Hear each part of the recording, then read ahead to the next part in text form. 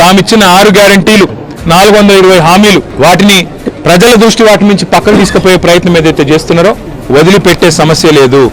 ఎప్పుడు ఇస్తావు నెలకు 2500 అని రాష్ట్రంలోని 1,68,00,000 మంది ఆడబిడ్డలు అడుగుతూనే ఉంటాం.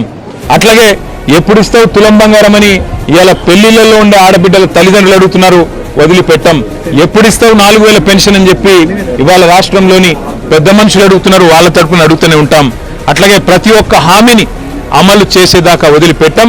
మీరు ఎన్ని నోటీసులు ఇచ్చినా ఎన్ని డ్రామాలు ఆడినా అవన్నీ కూడా తప్పకుండా దూది పింజల్లాగా తేలిపోతాయనే మాట కూడా తప్పకుండా చెబుతూ ముమ్మాటికి న్యాయము ధర్మము గెలుస్తుంది.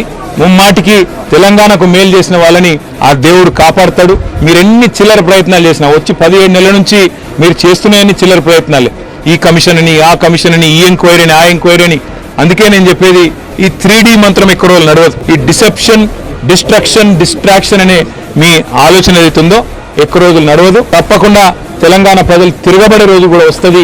ముమ్మాటికి రేవంత్ రెడ్డి ప్రభుత్వానికి, స్కామ్ గ్రేస్ ప్రభుత్వానికి తప్పకుండా బుద్ధి చెప్తారనే మాట కూడా నేను తెలియజేస్తాను.